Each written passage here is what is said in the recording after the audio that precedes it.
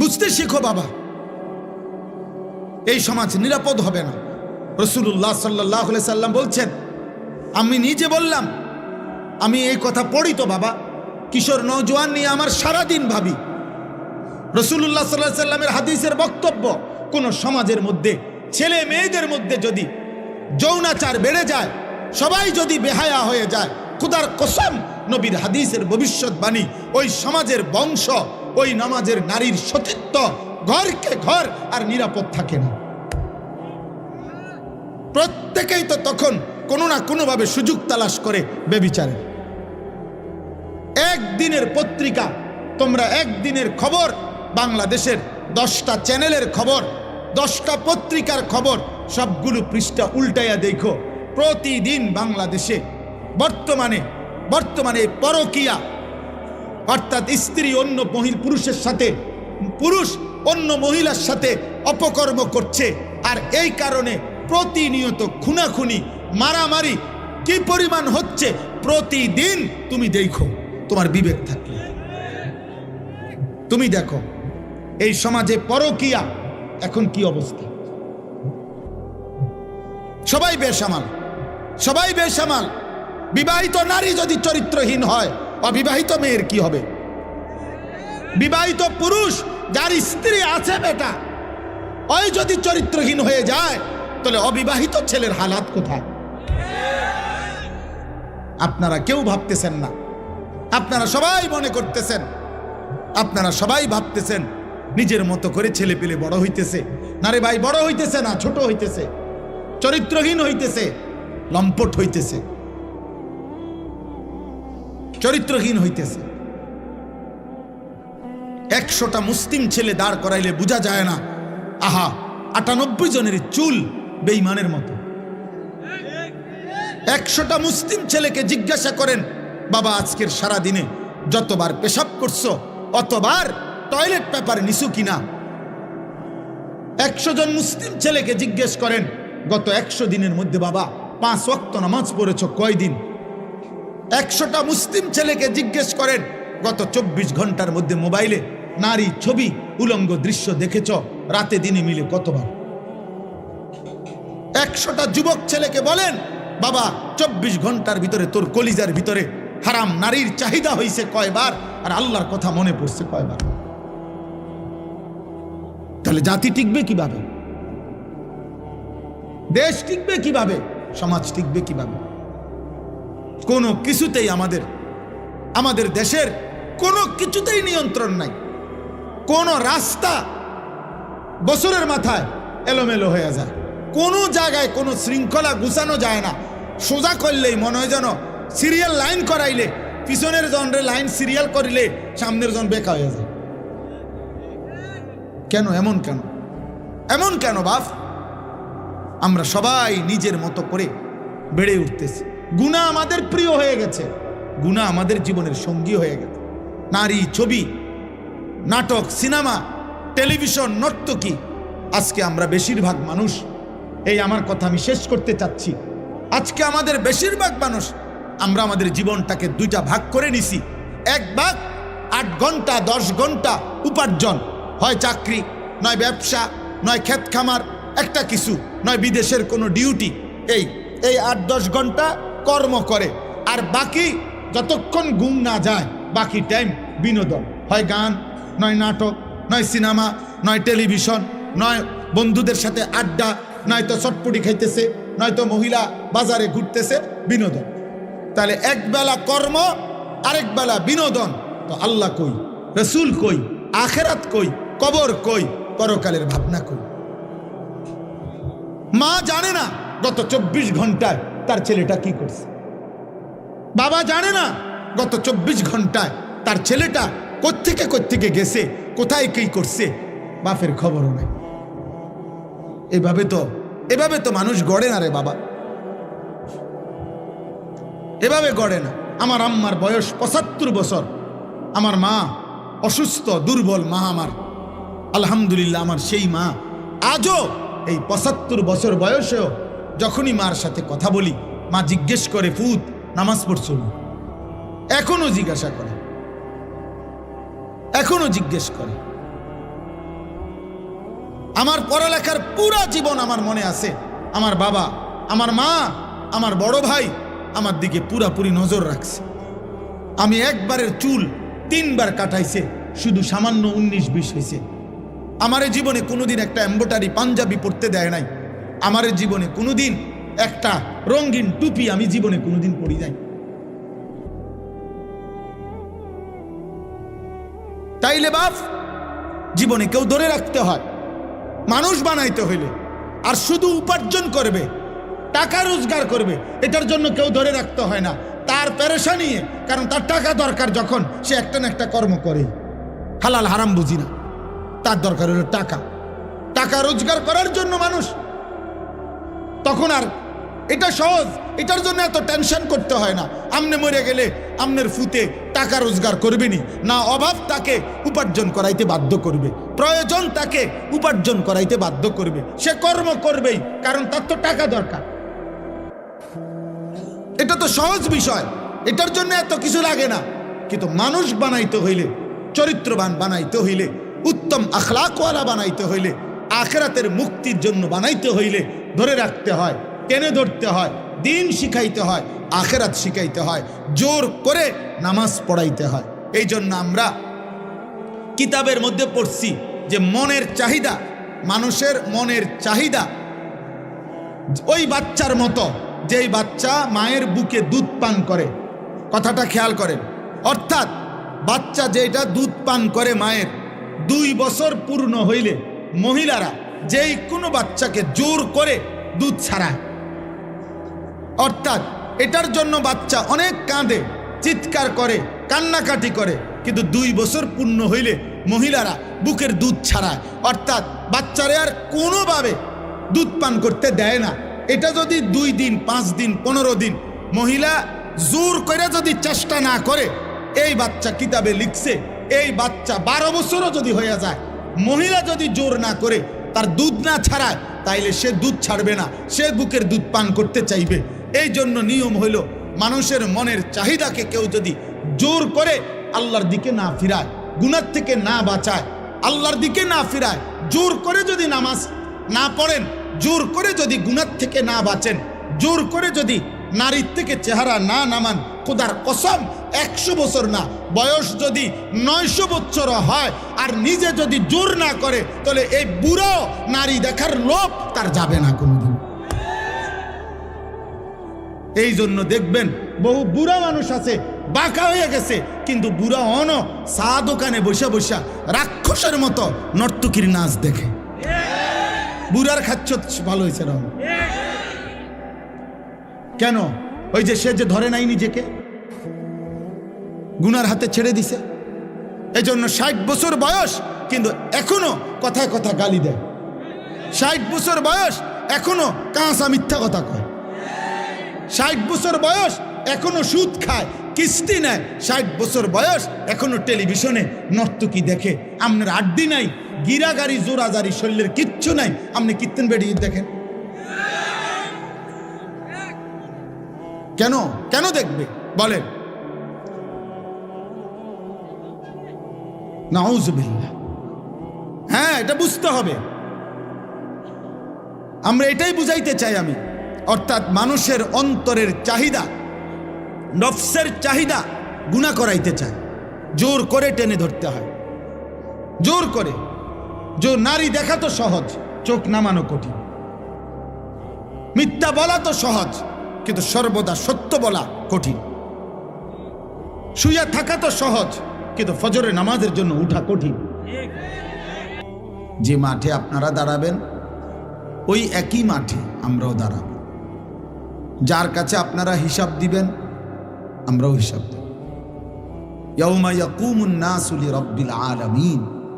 আল্লাহ তাআলা বলেন, সেদিন সমস্ত মানুষ মহান আল্লাহ তাআলা রব্বুল আলামিনের সামনে দাঁড়িয়ে থাকবে হাসরের দিন। নবীজি সাল্লাল্লাহু আলাইহি ওয়াসাল্লাম বলছেন, মাউদাউ কাদামিন, এই পাওটা রাখতে যেটুকু জায়গা মাটিতে, পায়ের তলা, ঠিক এতটুকু জায়গায় শুধু প্রত্যেকে দাঁড়াবে। এর অতিরিক্ত এক সুতা আগে বাড়তে পারবে না, পিছনেও যাইতে পারবে না, ডানেও না বামে, শুধু দাঁড়িয়েই থাকবে। এখন দাঁড়িয়ে থাকবে কতক্ষণ? সরেন 2-4 মিনিট, ঠিক না? প্রথম দিন 50,000 বছর। ফি ইয়াউমিন কানা মিকদারুহু 50,000 সানা। কোরআনুল কারীমের আয়াত। আল্লাহ বলছে প্রথম দিন, একদিন, হাসরের ময়দানের একদিন 50,000 বছর। এখন বলেন 50,000 সানা, 50,000 বছর। ভেবে দেখেন, 50,000 বছর একদিন। এবার কতদিন চলবে হাসরের মাঠ, সেটা একমাত্র মহান আল্লাহই জানে। তো যদি ধরেন একদিনে দাঁড়ায় থাকতে হয়, তাহলে আপনাকে ন্যূনতম 50,000 বছর দাঁড়ায় থাকতে হবে। আর যেখানে দাঁড়াবেন সেখানে মাথার উপরে সূর্য থাকবে। যেখানে দাঁড়াবেন তখন এই সূর্য যদি মাথার উপরে থাকে, তো পায়ের নিচের জমিনের উত্তপ্ততা, গরম কেমন হবে? আমরা হজ্জের মধ্যে প্রতি বছর, এইবারও আরাফার দিন, মানে যেদিন হজের মূল দিন, আরাফার ময়দানে, সেদিন আল্লাহরই কুদরত। আমি সবসময় মনে হয় যেন আরাফার দিন, মানে যেদিন মূল হজ, সেদিন মনে হয় যেন সূর্যের তীব্রতাটা, প্রখরতাটা বেশি, প্রচন্ড সূর্যের তাপ। তো আরাফার দিনে হজ্জের মধ্যে একটা সুন্নত আমল হইল, তাঁবুর বাহিরে খোলা জায়গায় খালি আকাশের নিচে দাঁড়িয়ে কিছুক্ষণ দোয়া করা। নবীজি করছেন। তো এইটা ওলামায়ে কেরাম আমল করে। তো এইবারও আপনার, অর্থাৎ এই 2-3 বার তাঁবুর থেকে বাইরে দুপুরবেলা হজ্জের সময় এই দাঁড়াইয়া 2 মিনিট, তা 5 মিনিট, 5-7 মিনিট দাঁড়াইতে গিয়ে মনে হয় যেন পাওটা পুইরা গেছে, একদম পুরো একেবারে মনে হয় যেন পাওটা পুড়ে গেছে। সোজা কথা, আমি যতবারই উমরার সফর থেকে, হজ্জের সফর থেকে ফিরি, মনে হয় যেন পুরাটা চেহারা রৌদ্রে আলগা একটা পাট পড়ে গেছে, কালো। তাইলে এখনকার দুনিয়াতে পৃথিবী থেকে সূর্য কত দূরে, সেই সূর্যের তাপটাই যদি বেশি লাগে, যদি এত তীব্র অবস্থা হয়, তাইলে ভাইয়া মাথার উপরে আসলে পায়ের নিচের জমিনের উত্তপ্ততাটা কেমন? এবং সেখানে যদি এক দাঁড়ানোতে দাঁড়িয়ে থাকতে হয়, কোনো বসার কিংবা আকপিস করার সুযোগ নাই, এবং সেটা যদি হয় ন্যূনতম 50,000 বছর, তাহলে আপনি আমি হালাত কি হবে ভেবে দেখেন। এই জন্য আসলে বাস্তবতা হইল, কেউ যদি মনে করে যে আমি আখেরাত বুঝিয়ে না, তাহলে তো কোনো সমস্যা নাই। যেমন যে কোনো মেহনত করে না, তার কোনো ভুলে নেই, তার কোনো সমালোচনাই নেই। কারণ তার সমালোচনা একটাই, সে মেহনত করে না। কিন্তু যে কাজ করে তার অনেক সমালোচনা। তো যে মনে করে আখেরাত আমি বুঝিয়ে না, তার তো কোনো টেনশনই নেই। কিন্তু যে মনে করে আখেরাত হবে, আল্লাহর সামনে যেতে হবে, আল্লাহর মুখোমুখি হইতে হবে, আল্লাহ তাআলার কাছে হিসাব দিতে হবে, আমার জিন্দিগির বুঝ দিতে হবে, খোদার কসম তার চিন্তার কোনো শেষ নেই, তার চিন্তার কোনো শেষ নেই। কোরআনুল কারীমের মধ্যে আল্লাহ তাআলা বলছেন, ওয়াল্লাযীনা ইউতুনা মা আতাউ ওয়া কুলুবুহুম ওয়াজিলাতুন আন্নাহুম ইলা রাব্বিহিম রাজিউন। আল্লাহ বলেন, আমার প্রিয় বান্দা যারা, তারা আমার দেওয়া সমস্ত নিয়ামত, আমি যা দিয়েছি, শরীর, স্বাস্থ্য, জীবন, যৌবন, সুস্থতা, সম্পদ, অর্থবিত্ত, ক্ষমতা, প্রভাব প্রতিপত্তি, স্ত্রী, সন্তান, টাকা পয়সা, ঘর সংসার সব আমি আল্লাহর পথে ব্যয় করে আমার প্রিয় বান্দা তারা। তবে সমস্ত কিছু, এই কথাটা খেয়াল করেন, সমস্ত কিছু আমার পথে আমার নির্দেশনা মতে ব্যয় করার পরেও যাদের অন্তর সর্বদা আমি আল্লাহর সামনে আখেরাতে মুখোমুখি হবে, আমার কাছে আখেরাতে ফিরবে, এই ভয়ে কাঁপতে থাকে, তারা আমার প্রিয় বান্দা। নামাজও পড়ে, ভয়েও কাঁপে, রোজাও রাখে, ভয়েও কাঁপে, যাকাতও দেয়, ভয়েও কাঁপে,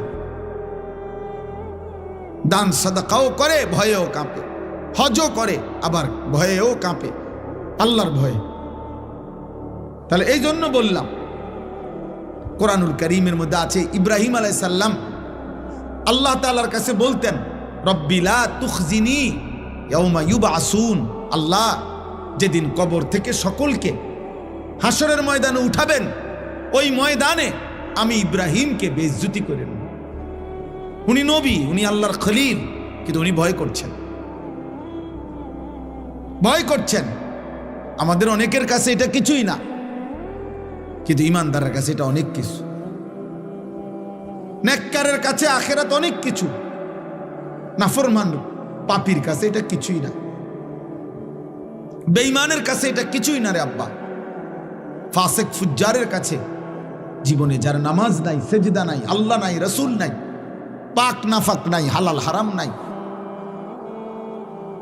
তোমরা যে সমস্ত যুবক মনে করো তোমাদের জীবনে কোনো ওযু, নামাজ, পাক নাফাক, আল্লাহ রসুলের বিধানের কোনো পরোয়া নাই, তোমার কাছে কিছুই মনে না হইতে পারে, কিন্তু আমার কাছে অনেক কিছু মনে হয়, আমার অনেক কিছু মনে হয়। ইমানদারের কাছে অনেক ভয় হয়। আমাদের প্রিয় নবী সাল্লাল্লাহু আলাইহি ওয়াসাল্লাম আখিরাতে যার আল্লাহ তাআলা অগণিত মর্যাদা আল্লাহ নিজে যার ঘোষণা দিয়েছেন, নবীজি বলছেন, আল্লাহ আমাকে আখিরাতে দুনিয়ার চাইতেও বেশি সম্মানিত করবেন। ওয়ালাল আখিরাতু খায়রুল লাকা মিনাল উলা, আল্লাহ বলছে, বন্ধু দুনিয়ার চাইতে আপনার আখিরাত আপনার জন্য খায়ের, অনেক বেশি কল্যাণ হবে। ওয়ালা সাউফা ইউতিকা রাব্বুকা ফাতারদা, আপনাকে আমি আখিরাতে এই পরিমাণ নিয়ামত দেব, পুরস্কার দেব, আপনি সন্তুষ্ট হবেন, আপনি খুশি হয়ে যাবেন। আল্লাহর নবী সাল্লাল্লাহু আলাইহি ওয়াসাল্লাম বলেন, আনা আউয়ালু খাতীবুহুম, আখিরাতে প্রথম আল্লাহর সামনে আমি মুহাম্মদ কথা বলবো। আনা আউয়ালু শাফিঈন, আখিরাতে আমি আল্লাহর সামনে প্রথম সুপারিশ করব। আনা আউয়ালু মুশাফফাইন, আখিরাতে প্রথম আল্লাহ আমার সুপারিশ কবুল করবেন। বিয়াদি লিওয়াউল হামদ, আখিরাতে আমি আমার হাতে আল্লাহর প্রশংসার পতাকা আমার হাতে থাকবে। জামিউল আম্বিয়া তাহতা লিওয়াই, আখিরাতে সব নবী আমার পতাকার নিচে এসে সমবেত হবে।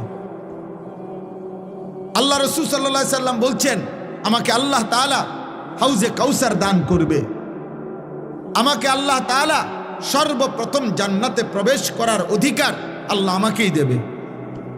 এত কিছু যার, সেই নবীজি সাল্লাল্লাহু আলাইহি সাল্লাম আখিরাতের এত সম্মান, এত মর্যাদার কথা শুনবার পরেও তিনি প্রতিদিন 5 ওয়াক্ত নামাজের পরে আল্লাহর কাছে দোয়া করতেন আর বলতেন, আল্লাহুম্মা হাসিবনি হিসাবান ইয়াসীরা, আল্লাহ আপনি আমার হিসাব সহজ করে দেন,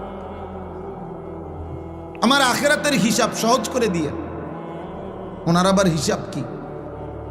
উনি তো মাসুম, উনি তো নিষ্পাপ, উনি তো বেগুনা, ওনার তো জাররা পরিমাণও কোনো গুনাহ নাই, তবুও তিনি ভয় করছেন, তবুও তিনি ভয় করছেন। এই জন্য প্রিয় ভাই, প্রিয় বাবা, আমি এটা বুঝাইতে চাই, মূল বিষয় হলো প্রতিটা মাহফিলকে আমি খুব কদর করি এই জন্য যে এটা শুধুমাত্র আমাকে পরিচিত হওয়া, এটা মাকসাদ না। আমি এই দেবিদ্বারে ইতিপূর্বে বহু এমন মাহফিল করছি, বহু মসজিদেও, যেখানে 20 জন 50 জন মানুষ ছিল, 4 জন মানুষের সামনে আমি ওয়াজ করছি। আমি 10 জন মানুষের সামনে ঘড়ির ঘন্টায় 4 ঘন্টাও বয়ান করছি। তাহলে কাজে এটা কোনো বিষয় না যে ধীরে ধীরে জনপ্রিয়তা বাড়তেছে, অতএব আশা করি এবারে না হোক সামনের বারে ইলেকশন করবো, এইটা না, এই মাকসাদ না।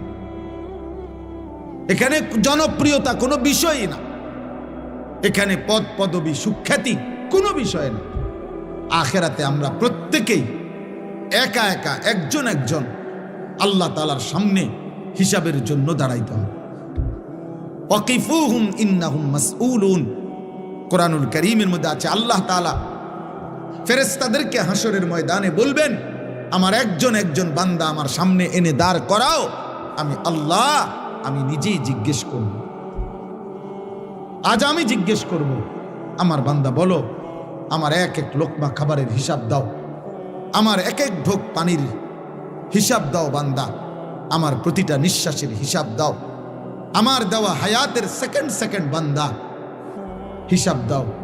একটা 24 ঘন্টা কেমনে পার করলা বান্দা, একবারও এক ওয়াক্ত নামাজ পড়লা না, একটা সেজদাও দিলা না, 24 ঘন্টা 12 ঘন্টা তোমার জীবন থেকে চলে গেল, তুমি নাফরমান, একটা বার তোমার জবান দিয়া আমি আল্লাহর নামটুকুও বের হইল না। মুসলমানের ঘরে এত বড় নিকৃষ্ট ডাকাত কেমনে হইল? মুসলমানের ঘরে এত বড় বেয়াদব কেমনে হইলা যে এক ওয়াক্ত নামাজ পড়ো না? মুসলমান পরিচয় দাও কোন লজ্জা? তার চাইতে বড় নির্লজ্জ বেহায়া যে নিজেকে পরিচয় দেয় মুসলমান, অথচ সে এক ওয়াক্ত নামাজের একটা সেজদা দেয় না। এর চাইতে নিকৃষ্ট বেয়াদব আসমানের নিচে জমিনের উপরে কোনো জানোয়ারও নাই, কোনো জানোয়ারও নাই বেটা, কোনো জানোয়ার এমন হইতে পারে না, কোনো জানোয়ার না, কারণ জানোয়ারের উপরে নামাজ ফরজ করা হয় নাই, কোন কুত্তার উপরে নামাজ ফরজ করা হয় নাই, এই জন্য সে নামাজ পড়ে না। কোন শূকরের উপরে নামাজ ফরজ করা হয় নাই, এই জন্য সে নামাজ পড়ে না, এই জন্য সে পড়ে না। রে আব্বা, তুমি কুত্তারে জিগাইও যে তুমি কেন নামাজ পড়ো না, সে বলবে আমারে আল্লাহ নামাজ পড়তে বলে নাই, আমার উপরে শরীয়তের বিধান নাই, কিন্তু তোমার উপরে বিধান আছে। তুমি মুসলমানের বাচ্চা, তোমার মা মুসলমান, তোমার বাবা মুসলমান, তুমি বুঝ হওয়ার পর থেকে শুনেছ তুমি মুসলমান। কতবার তোমার মা তোমারে কালেমা পড়াইছে, তোমার বাবা তোমাকে কালেমা পড়াইছে, তোমার মক্তবের হুজুর তোমারে কত শতবার কালেমা পড়াইছে, তোমার চারদিকের মসজিদে প্রতিদিন আজান হয়, তুমি চারিদিকে দেখো কত মানুষ নামাজ পড়ে, তোমার আত্মীয় স্বজন সবাই মুসলমান। এতগুলো ইসলামের পরিবেশ চারদিকে থাকার পরেও যেই গাদ্দার আল্লাহকে সেজদা দেয় না, তার চাইতে বড় গাদ্দার, তার চাইতে বড় অহংকারী বেয়াদব আর কেউ হইতে পারে। এই জন্য আমার সবসময় মনে হয় এই যে 14 বছর 16 বছর 18 বছরের ছেলে যেগুলো, তার বাবা মুসলমান, তার মা মুসলমান, তার দাদা দাদি মুসলমান, তার নানা নানি মুসলমান, তাগো গ্রামের চারদিকের সব লোক মুসলমান, তাগো গ্রামে মসজিদ আছে, ইমাম আছে, মুয়াজ্জিন আছে, মসজিদের মিনারাত থেকে আজান হয়, তাগো ঘরে আল্লাহর কোরআন আছে, তাগো এলাকার কোনো না কোনো বাচ্চা মাদ্রাসায় পড়ে, তাগো দাদা দাদি নামাজ পড়ে। এরকম ইসলামের পরিবেশ, নামাজের পরিবেশ থাকার পরে, চোখে দেখার পরেও যে এক ওয়াক্ত নামাজ পড়ে না, তার মতো নিকৃষ্ট বেয়াদব, এত বড় জানোয়ার কোন জানোয়ারও হয় না। এ বড় বড় বেশি বেয়াদব। এই জন্য বাপ আপনাদেরকেও বলি, আপনাদের যেই সমস্ত ছেলে এক ওয়াক্ত নামাজ পড়ে না, এ আপনার সন্তান হওয়ার অযোগ্য। এই অপদার্থকে আপনি সন্তান পরিচয় দিয়েন, ওই আপনার সন্তান না, ও আপনার সন্তান, ও ছোটখাটো গাদ্দার না। তে চারিদিকে ইসলামের পরিবেশ, এরপরও হেতে এত কম বয়স, মাত্র 16 বছর, কিন্তু বেয়াদব, এত বড় বেয়াদব, 16 বছর বয়সেই মাত্র আল্লাহকে কোনো 2 পয়সার পাত্তা দেন। এই গাদ্দার তো 40 বছর বয়সে দাজ্জাল হয়ে যাবে। সে 40 বছর বয়সে বলবে, বেটা গত 30 বছর আল্লাহরে একটা সেজদা দেই নাই, কিতা করতে পারছে আল্লাহ আমারে? আমি ফেরাউনের চাইতে কম কি? আমি নমরুদের চাইতে কম কি বেটা? হ্যাঁ, তা আল্লাহ বলবে, বান্দা বেশি কিছু তো আর খাও না, তুমি না মনে করছো তুমি অনেক রঙে আসো, কিন্তু তোমারে আমি যা খাওয়াই দুনিয়ায় এর চাইতে বেশি আমি জানোয়াররে খাওয়াই। আমার বাঘ, আমার সিংহ, আমার গরু ছাগল, আমার কুকুর বিড়াল তোমার চাইতে বেশি খায়। জঙ্গলের প্রাণীরা বেশি খায়, সাগরের প্রাণীগুলো বেশি খায়, এবং আমাদের চাইতে ফ্রেশ পিওর খাবার জঙ্গলের প্রাণী খায়। কোনো বাঘের খাবারে কোনো ফরমালিন নাই, কোনো সিংহের খাবারে কোনো ফরমালিন নাই, কোনো ভাল্লুকের খাবারে কোনো ফরমালিন নাই, কোনো ভেজাল নাই, পিওর খাবার, পিওর গোশত খায়। আমাদের সব খাবারের মধ্যেই ঝামেলা, আমাদের সব খাবারের মধ্যে ফরমালিন আছে, আমাদের সব খাবারের মধ্যে ধোঁকা আছে। তাহলে আমরা সামান্য ধোঁকা মিশ্রিত দুনিয়া ভোগ করি, এতটুকুতেই আল্লাহকে এভাবে ভুলে গেলাম।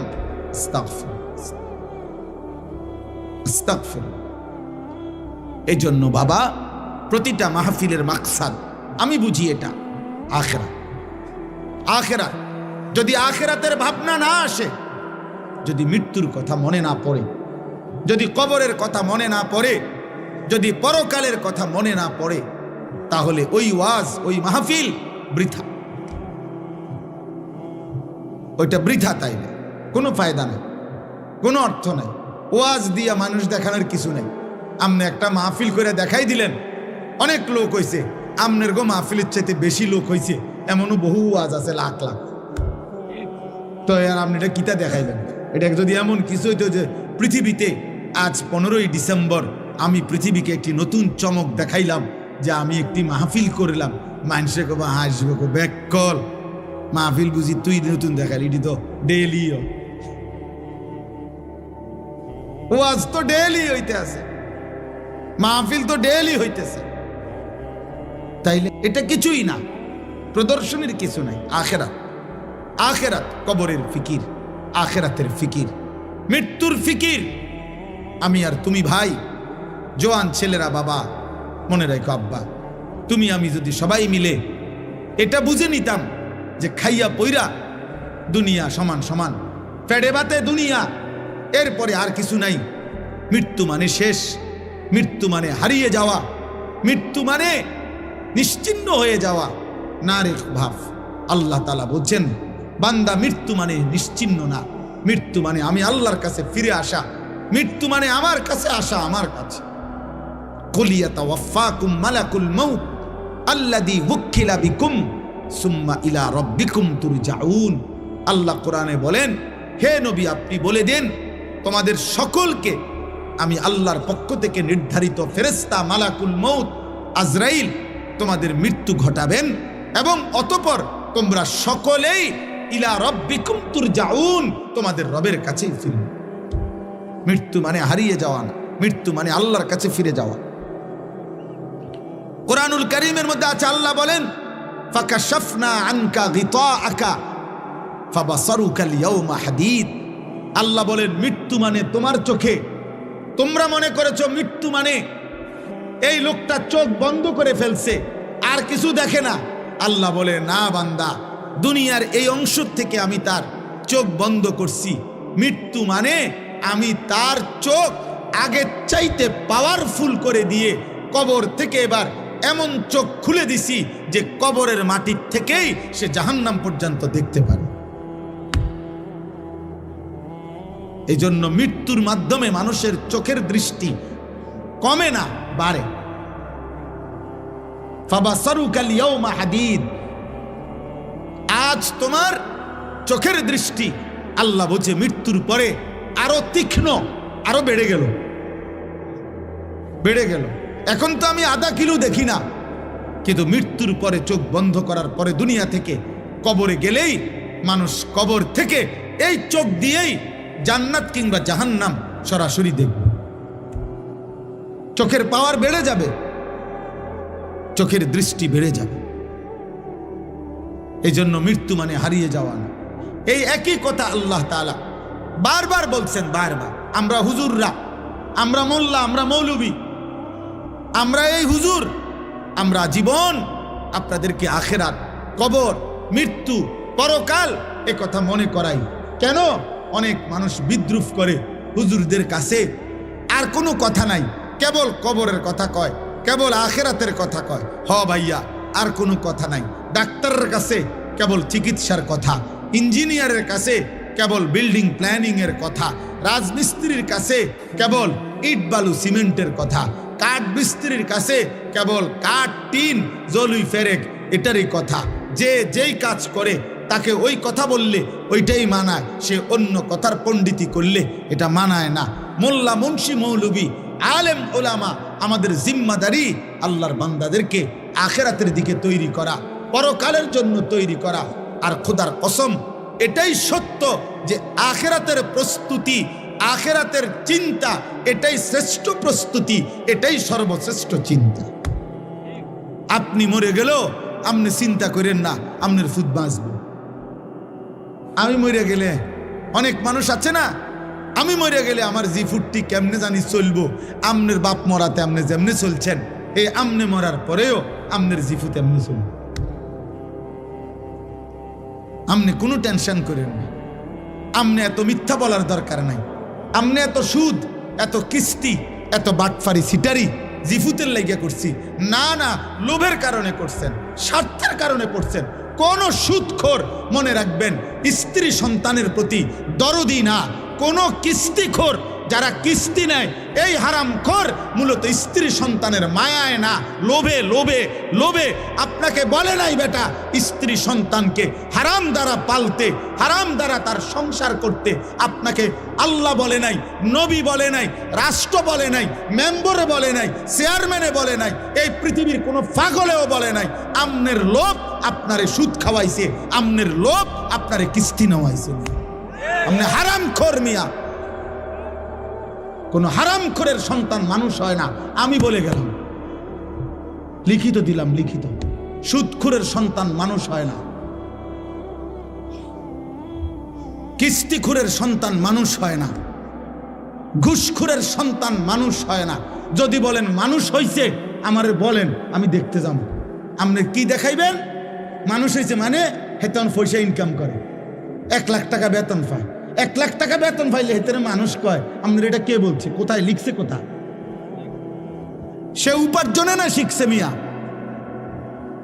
সে পয়সা রোজগার করা না শিখছে। আপনার সন্তান টাকা উপার্জন করলে তো মানুষ হয়েছে বলে না।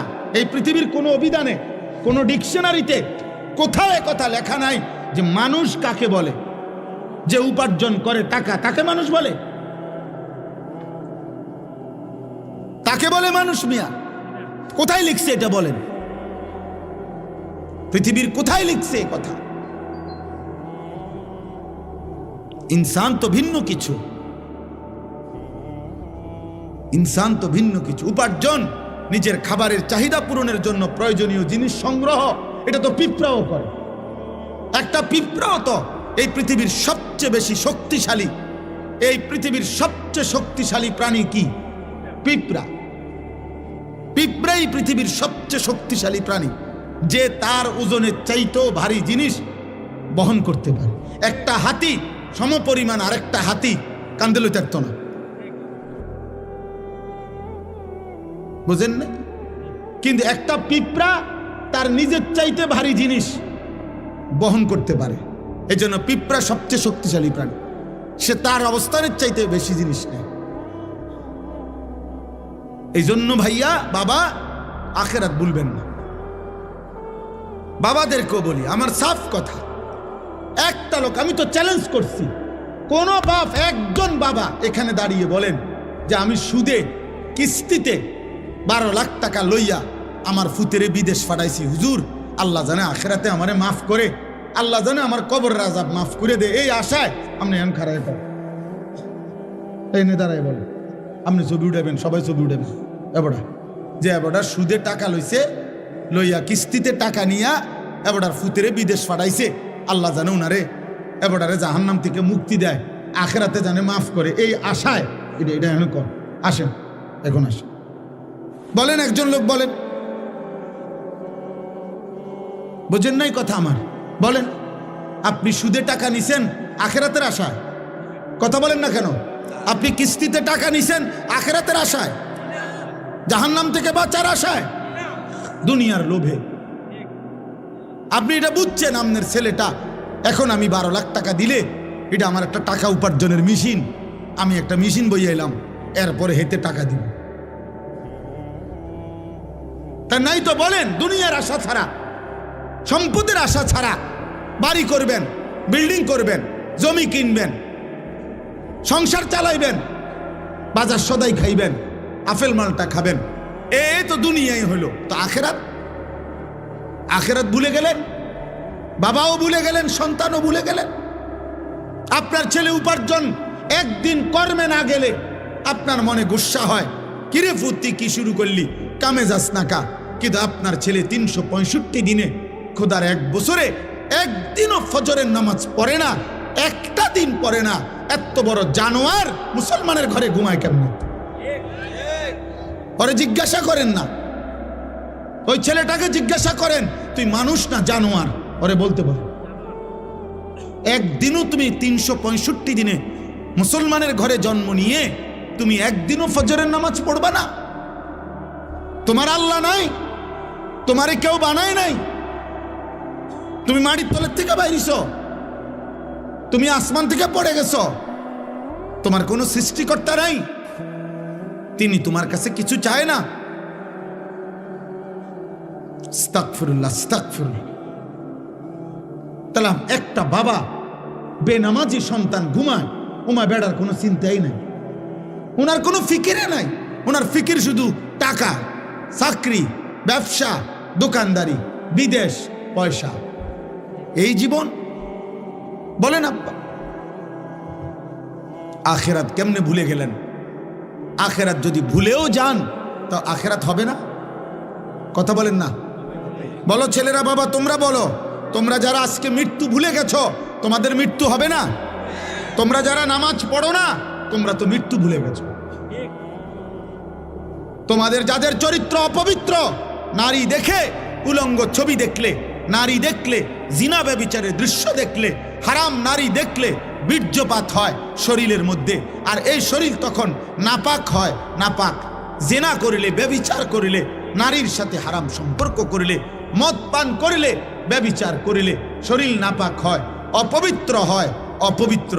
আল্লাহ রসুল সাল্লাল্লাহু আলাইহি সাল্লাম বলছেন, যে ব্যক্তি মদ পান করে, যে জিনা ব্যভিচার করে, খোদার কসম নবী বলছে, আল্লাহ তার অন্তর থেকে ঈমান খুলে ফেলে, মানুষ যেমন তার দেহ থেকে জামা খুলে ফেলে।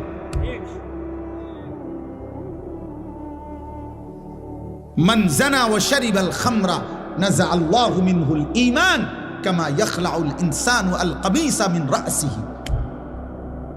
ঈমান খুলে ফেলে বেটা।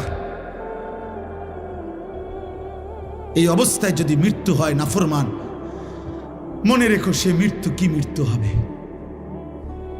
আল্লাহ রাসূল সাল্লাল্লাহু আলাইহি সাল্লাম বলেন, বুখারীর হাদিস, লা ইয়াজনি জানি হিনা ইয়াজনি ওয়া হুয়া মুমিন।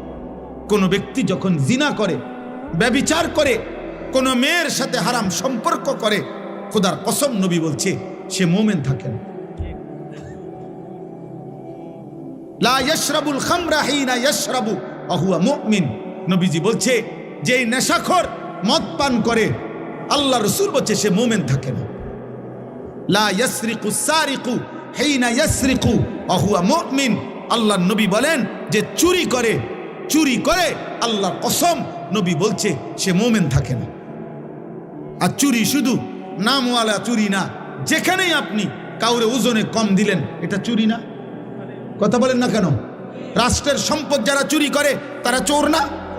জনগণের সম্পদ যারা চুরি করে তারা চোর না? ভদ্রলোক, আপনি কথা তো শুদ্ধ কর। একেবারে স্যুট পরা, বুট পরা, একদম টাই টুই লাগানো, আপনি তো বাটপার। মিথ্যা কথা বলেন। আপনি তো এক খোঁচা দিয়ে 100 কোটি টাকা মেরে দিচ্ছেন, তাহলে আপনি তো শুদ্ধ চোর। আপনি তো কথা তো শুদ্ধ বলেন। এজন্য বললাম আব্বা, দুইটা শব্দ ইংরেজি বলা, প্যান্ট পরা, স্যুট পরা, শুদ্ধ ভাষায় কথা বলা, টাকা পয়সা উপার্জন করা, এর নাম মানুষ না। মানুষ ভিন্ন কিছু, ইনসান ভিন্ন কিছু, ভিন্ন কিছু। যদি বলেন আপনাদের হুজুরদের মধ্যেও তো এরকম অনেকের থাকতে পারে ত্রুটি, হ্যাঁ থাকতে পারে, আমি কি অস্বীকার করছি নাকি? হুজুর হিসাব দিবে না? কথা বলে না কেন? ইমাম সাহেব হিসাব দিতে হবে না? ইমাম সাহেব কি ব্যস্ত টেন্ডার হয়ে লাইছে নাকি? তাইলে বক্তা সাহেব কি ব্যস্ত? আমি কি এখন ব্যস্ত থেকে আসছি? আমি ক্যান্টনমেন্ট থেকে আসছি, সাবের বাজার থেকে। হিসাব আমাকেও দিতে হবে, আপনাকেও দিতে হবে। এজন্য আমিও চেষ্টা করি, আপনিও চেষ্টা করবেন। আমি তো আল্লাহকে সাক্ষী রেখে বলতে পারি ইনশাআল্লাহ। আপনি বলেন, আমি বলি, আমি 5 ওয়াক্ত নামাজ আজকে জামাতের সাথে পড়ছি। আপনি দাঁড়ান, যুবক ভাই তোমরা তো বলো। এই জন্য একজন আরেকজনের কাঁধা ছোড়াছড়ি করলে হবে না। আপনারও তো দোষ আছে, না আপনারও তো দোষ আছে, এ কথা বললে হবে না। আব্বা আপনার দোষ আমার দোষ প্রশ্ন না। আমাদের প্রত্যেকেই আল্লাহর সামনে যেতে হবে, আখেরাতে যেতে হবে। এই গুনাহ থেকে বাঁচতে হবে, গুনাহ থেকে বাঁচতে হবে। প্রতিটা গুনাহ বাবা, প্রতিটা গুনাহ, প্রতিটা পাপ, খোদার কসম আল্লাহর নবী বলছেন ওয়া ইন্নাল ফুজুরা ইয়াহদি ইলান নার। নবীজি বলছেন উম্মত, প্রতিটা গুনাহ তোমাদেরকে জাহান্নামের দিকে টেনে নিয়ে যাবে। এই নারী ছবি, এই নাচ গান, এই অশ্লীলতা, এই বেহায়াপনা, এই অসভ্যতা, এই নোংরামি, এই মদ, জুয়া, সুদ, ঘুষ, কিস্তি, আমাদের মা বোনেদের বেপর্দা জিন্দিগি। আহা, আপনাদের ঘরে এখন আর আপনারা নিজ চোখে দেখা আপনাদের এক এক মেয়ে, আপনাদের বোন, আপনাদের কন্যা, আপনাদের স্ত্রী বেসামাল, বেসামাল, মন মতো পোশাক পরে, মন মতো জামা গায়ে দেয়, কত রঙে, কত ডিজাইনে, কত ঢঙ্গে সাজে, রাস্তায় রাস্তায় ঘুরে, বাজারে মার্কেটে প্রতিনিয়ত ঘুরতে থাকে। আহারে, বাপ কোথায়, স্বামী কোথায়, ভাই কোথায়, আত্মীয় কোথায়, অভিভাবক কোথায়? তোমাদের যুবক, পিছনে তাকায়ও না, পিছনে তাকাবা না। তোমাদের একটা একটা ছেলেকে আমি বলি, বাবা তোমরা এই সমাজের ছেলে, আমার কথা মনে রাখো।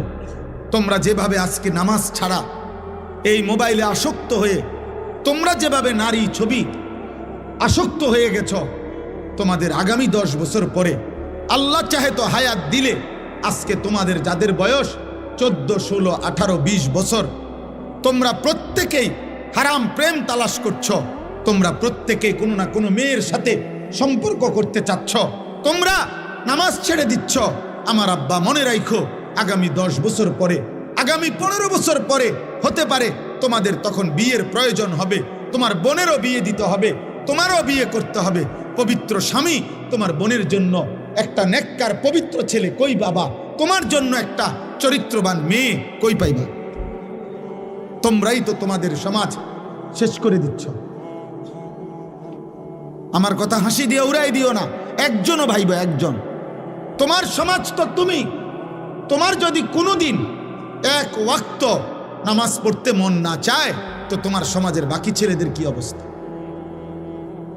তুমি যদি দিবানিশি নারী ছবি দেখো, তোমার যদি সারাক্ষণ মোবাইলে উলঙ্গ ছবি দেখতে মন চায়, তোমার স্ত্রী যে হবে তার চরিত্র কি হবে? রাবেয়া বস্রী। তোমার বোনের যে স্বামী হবে, ওর চরিত্র কি হবে?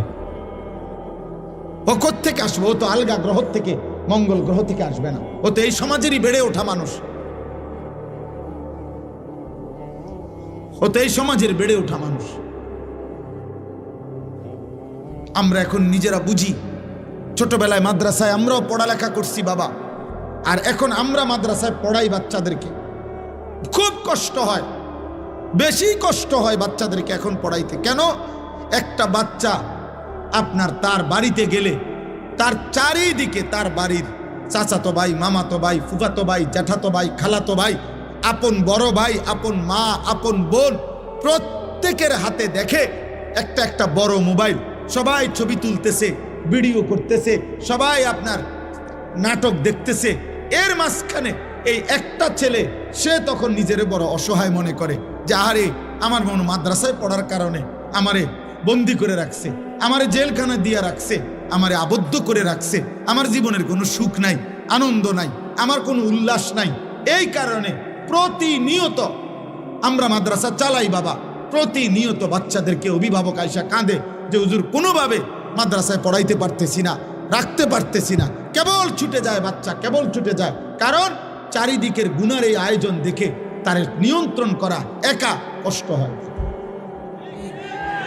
তুমি বলো বাবা, তুমি বলো, বুঝতে দেখো, বুঝতে দেখো।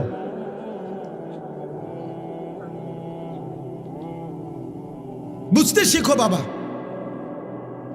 এই সমাজ নিরাপদ হবে না। রাসূলুল্লাহ সাল্লাল্লাহু আলাইহি সাল্লাম বলছেন, আমি নিজে বললাম, আমি এই কথা পড়ি তো বাবা, কিশোর নওজোয়ান নিয়ে আমার সারাদিন ভাবি। রাসূলুল্লাহ সাল্লাল্লাহু আলাইহি সাল্লামের হাদিসের বক্তব্য, কোন সমাজের মধ্যে ছেলে মেয়েদের মধ্যে যদি যৌনাচার বেড়ে যায়, সবাই যদি বেহায়া হয়ে যায়, খোদার কসম নবীর হাদিসের ভবিষ্যৎবাণী, ওই সমাজের বংশ, ওই নামাজের নারীর সতীত্ব ঘরকে ঘর আর নিরাপদ থাকে না। প্রত্যেকেই তো তখন কোনো না কোনোভাবে সুযোগ তালাশ করে বেবিচারের। একদিনের পত্রিকা, তোমরা একদিনের খবর, বাংলাদেশের 10টা চ্যানেলের খবর, 10টা পত্রিকার খবর, সবগুলো পৃষ্ঠা উল্টাইয়া দেখো, প্রতিদিন বাংলাদেশে বর্তমানে পরকীয়া, অর্থাৎ স্ত্রী অন্য পুরুষের সাথে, পুরুষ অন্য মহিলার সাথে অপকর্ম করছে। আর এই কারণে প্রতিনিয়ত খুনাখুনি, মারামারি কি পরিমাণ হচ্ছে প্রতিদিন তুমি দেখো, তোমার বিবেক থাকলে তুমি দেখো এই সমাজে পরকীয়া এখন কি অবস্থা। সবাই বেসামাল, সবাই বেসামাল।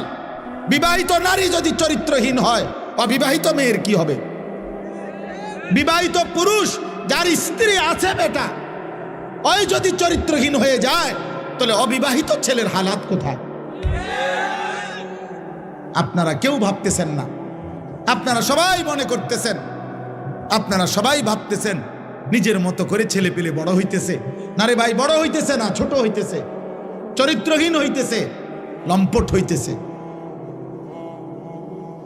চরিত্রহীন হইতেছে। 100টা মুসলিম ছেলে দাঁড় করাইলে বোঝা যায় না, আহা 98 জনের চুল বেঈমানের মতো। 100টা মুসলিম ছেলেকে জিজ্ঞাসা করেন, বাবা আজকের সারা দিনে যতবার পেশাব করছো, অতবার টয়লেট পেপার নিছো কিনা? 100 জন মুসলিম ছেলেকে জিজ্ঞেস করেন, গত 100 দিনের মধ্যে বাবা 5 ওয়াক্ত নামাজ পড়েছো কয়দিন? 100টা মুসলিম ছেলেকে জিজ্ঞেস করেন, গত 24 ঘন্টার মধ্যে মোবাইলে নারী ছবি, উলঙ্গ দৃশ্য দেখেছ রাতে দিনে মিলে কতবার? 100টা যুবক ছেলেকে বলেন, বাবা 24 ঘন্টার ভিতরে তোর কলিজার ভিতরে হারাম নারীর চাহিদা হয়েছে কয়বার, আর আল্লাহর কথা মনে পড়ছে কয়বার? তাহলে জাতি টিকবে কিভাবে? দেশ টিকবে কিভাবে? সমাজ টিকবে কিভাবে? কোনো কিছুতেই আমাদের দেশের কোনো কিছুতেই নিয়ন্ত্রণ নাই। কোন রাস্তা বছরের মাথায় এলোমেলো হয়ে যায়, কোনো জায়গায় কোনো শৃঙ্খলা গুছানো যায় না।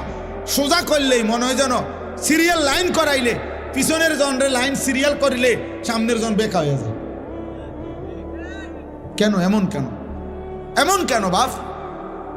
আমরা সবাই নিজের মতো করে বেড়ে উঠতেছি, গুনাহ আমাদের প্রিয় হয়ে গেছে, গুনাহ আমাদের জীবনের সঙ্গী হয়ে গেছে। নারী, ছবি, নাটক, সিনেমা, টেলিভিশন, নর্তকী। আজকে আমরা বেশিরভাগ মানুষ, এই আমার কথা আমি শেষ করতে চাচ্ছি, আজকে আমাদের বেশিরভাগ মানুষ আমরা আমাদের জীবনটাকে 2টা ভাগ করে নিছি। এক ভাগ 8 ঘন্টা 10 ঘন্টা উপার্জন, হয় চাকরি, নয় ব্যবসা, নয় ক্ষেত খামার, একটা কিছু, নয় বিদেশের কোনো ডিউটি। এই 8-10 ঘন্টা কর্ম করে, আর বাকি যতক্ষণ ঘুম না যায় বাকি টাইম বিনোদন, হয় গান, নয় নাটক, নয় সিনেমা, নয় টেলিভিশন, নয় বন্ধুদের সাথে আড্ডা, নয়তো চটপটি খাইতেছে, নয়তো মহিলা বাজারে ঘুরতেছে, বিনোদন।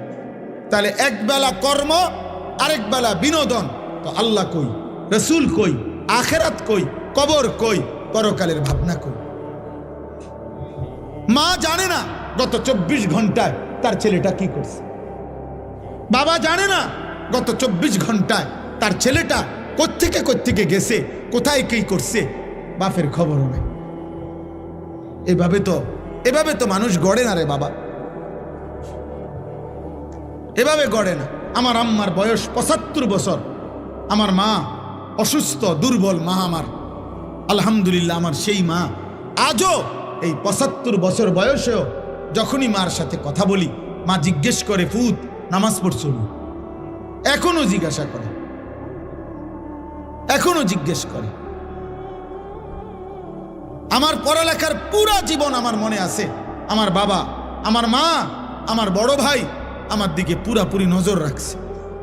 আমি একবারের চুল 3 বার কাটাইছে, শুধু সামান্য 19-20 হয়েছে। আমার জীবনে কোনোদিন একটা এম্বোটারি পাঞ্জাবি পরতে দেয় নাই। আমার জীবনে কোনোদিন একটা রঙিন টুপি আমি জীবনে কোনোদিন পরি নাই। তাইলে বাপ জীবনে কেউ ধরে রাখতে হয়, মানুষ বানাইতে হইলে।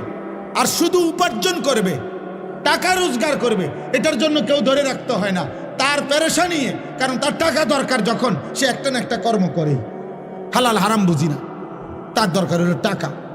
টাকা রোজগার করার জন্য মানুষ, তখন আর এটা সহজ, এটার জন্য এত টেনশন করতে হয় না।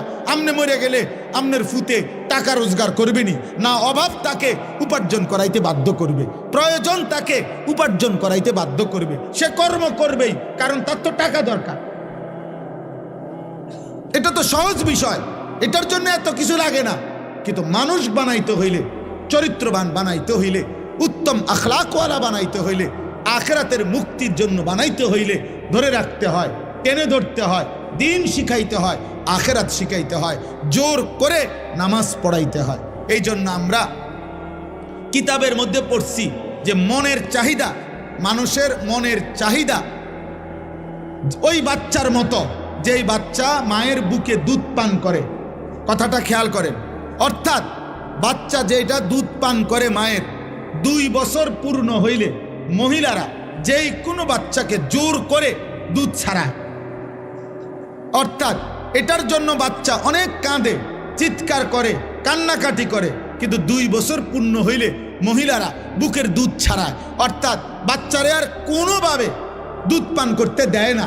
এটা যদি 2 দিন, 5 দিন, 15 দিন মহিলা জোর করে যদি চেষ্টা না করে, এই বাচ্চা কিতাবে লিখছে, এই বাচ্চা 12 বছরও যদি হয়ে যায়, মহিলা যদি জোর না করে, তার দুধ না ছাড়ায়, তাইলে সে দুধ ছাড়বে না, সে বুকের দুধ পান করতে চাইবে। এই জন্য নিয়ম হইল, মানুষের মনের চাহিদাকে কেউ যদি জোর করে আল্লাহর দিকে না ফিরায়, গুনাহ থেকে না বাঁচায়, আল্লাহর দিকে না ফিরায়, জোর করে যদি নামাজ না পড়েন, জোর করে যদি গুনাহ থেকে না বাঁচেন, জোর করে যদি নারীর থেকে চেহারা না নামান, খোদার কসম 100 বছর না, বয়স যদি 900 বছর হয় আর নিজে যদি জোর না করে, তাহলে এই বুড়ো নারী দেখার লোভ তার যাবে না কোনোদিন। এই জন্য দেখবেন বহু বুড়া মানুষ আছে, বাঁকা হয়ে গেছে, কিন্তু বুড়া অন চা দোকানে বসে বসে রাক্ষসের মতো নর্তকীর নাচ দেখে। বুড়ার খাচ্ছ ভালো হয়েছে রং কেন? ওই যে সে যে ধরে নাই নিজেকে, গুনার হাতে ছেড়ে দিছে। এই জন্য 60 বছর বয়স কিন্তু এখনো কথায় কথা গালি দেয়। 60 বছর বয়স এখনো কাঁচা মিথ্যা কথা কয়। 60 বছর বয়স এখনো সুদ খায়, কিস্তি নেয়। 60 বছর বয়স এখনো টেলিভিশনে নর্তকী দেখে। আপনার আড্ডি নাই, গিরাগাড়ি জোরাজারি শরীরের কিচ্ছু নাই, আপনি কীর্তন বেড়িয়ে দেখেন কেন? কেন দেখবে বলেন? নাউজুবিল্লাহ। হ্যাঁ, এটা বুঝতে হবে। আমরা এটাই বুঝাইতে চাই আমি। অর্থাৎ মানুষের অন্তরের চাহিদা, নফসের চাহিদা গুনাহ করাইতে চায়, জোর করে টেনে ধরতে হয়, জোর করে। যে নারী দেখা তো সহজ, চোখ নামানো কঠিন। মিথ্যা বলা তো সহজ, কিন্তু সর্বদা সত্য বলা কঠিন। শুয়ে থাকা তো সহজ, কিন্তু ফজরের নামাজের জন্য উঠা কঠিন। তাইলে এটা তো কঠিন বাবা। কিন্তু ওই কঠিনটা যে করতে পারে, সফলতা, বিজয়, কামিয়াবি তার কপালেই পদচুম্বন করে। সেই মানুষ, সেই সার্থক। পুরুষ তো পুরুষই, মানুষ তো মানুষই বেটা। মানুষ কেন কাপুরুষ হবে? কাপুরুষ হবে কেন? অতএব আজকে এই রাত গভীরে আমি আপনাদের কাছে অনুরোধ করছি, প্রত্যেকেই দয়া করে ছেলেরা, বাবারা, তোমার উপরে তুমি রহম করো আব্বা। হাসি দিয়ে উড়াই দিও না। হাসি তোমার প্রত্যাশা, তোমার সমর্থনের আশায় আমি আসি নাই। আর এই কথা জরুরি মনে রাখো বাবা, আল্লাহর দিন গত 1450 বছর ধরে আছে, আগামীতেও থাকবে, আগামীতেও থাকবে। তোমার মতো আমার মতো ফালতু লোক ছাড়াও ইসলাম টিকবে। যেদিন নবীজি মক্কায় কালেমার দাওয়াত দিছেন, সেদিন আবু জেহেলকেও দাওয়াত দিছেন, আবু লাহাবকেও দাওয়াত দিছেন, আবার আবু বকর ওমরকেও দাওয়াত দিছেন। আল্লাহ বলছে, বন্ধু আপনি দাওয়াত দেন, সবাইকে নেব আমি। এজন্য আল্লাহ নিছেন আবু বকরকে, নেন নাই আবু জেহেলকে। আল্লাহ নিছেন ওমরকে, নেন নাই আবু লাহাবকে। তো আবু জেহেল, আবু লাহাবের মতো এই নিকৃষ্ট বেঈমান ছাড়াও ইসলাম বিজয় হয়েছে। তাহলে তোমার মতো অপদার্থ, চরিত্রহীন নারী ছবি আর এই বেঈমানের মতো চুল যারা রাখছো, তোর মতো কাপুরুষ ছাড়াও ইসলাম টিকবে বেটা। মনে রাখিস, তুই কোনো কামে লাগলি না আর কি, আল্লাহর দ্বীনের কামে লাগলা না আর কি। তুমি আকামলা, এই বেডি চাই, এই শেষ হইলা, তোমার জীবন চলে গেল এই বাতে মাসে আর পেশাব পায়খানায়। এতটুকুই আর কি। ইসলাম বিজয় হবে, কালেমা বিজয় হবে, ইমানের বিজয় হবে, সারা পৃথিবীময় ইসলামের পতাকা উড়িবে, কোনো সন্দেহ নাই। আল্লাহ রসুলের কথা মিথ্যা হয় না।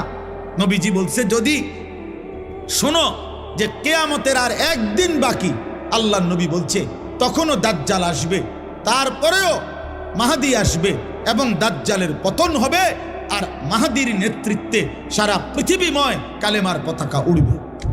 অতএব পৃথিবী, আমি কিংবা আমার ছেলে কিংবা তার ছেলে, আমাদের যেই কোনো জেনারেশন, ইনশাআল্লাহ খোদার কসম, নবীর ভবিষ্যৎবাণী, ইসলামের পতাকা সারা পৃথিবীময় আরেকবার উড়বে। সারা পৃথিবীতে ইসলামের খেলাফত প্রতিষ্ঠিত হবে। এটা কোনো যুক্তিতেও যদি আপনার আমার বুঝে না আসে, কিন্তু নবীজি বলছেন, এ কথার উপরে ভিত্তি করে ইয়াকিন, এটা হবেই হবে, হবেই হবে, হবেই হবে ইনশাআল্লাহ, কোনো সন্দেহ। যখন হইতে লাগে তখন মালিকে বুঝায় এমনে হয়, যখন বাগন লাগে তখন বাগবার সময় মানুষে বোঝে এ এমনে বাগছে হেলিকপ্টার দিয়ে। এর আগে 10 মিনিট আগে, 5 মিনিট আগে এই বাংলাদেশের কোনো সাংবাদিক, কোনো বুদ্ধিজীবী, কোনো আন্দোলনকারী কেউ আপনার সিদ্ধান্ত বা কোনো ভবিষ্যৎবাণী দিতে পারে নাই যে উনি বাগবে কেমনি। আল্লাহ বলছে, আমি যখন বাগাইয়ে দিছি তখন সবাই দেখলা এই হেলিকপ্টারে বাগে। জি জি, 10 মিনিট আগে কেউ বুঝে নাই, 10 মিনিট আগে কেউ বুঝে নাই ফেরাউন কিভাবে ডুববে। 10 মিনিট আগে কেউ বুঝে নাই নমরুদ কিভাবে ধ্বংস হবে। কেউ বুঝছে? বুঝে নাই। এই পৃথিবীর কোনো জালেম, এই পৃথিবীর কোনো পাপী জানে না তার পতন কিভাবে, কিন্তু আল্লাহ ঠিকই জানে। আল্লাহ ঠিকই জানে। মালিক যখন চায় সব ইন্তজাম হয়। অতএব আজকে আমি এটাই বললাম, গুনাহ ছাড়ো, গুনাহ ছাড়ো আব্বা, নাফরমানি ছেড়ে দাও বাপ, 5 ওয়াক্ত নামাজ পড়ো, আল্লাহকে মানো, দিন মানো, দিন মানো, নিজের ভালো করো, নিজের ভালো করো।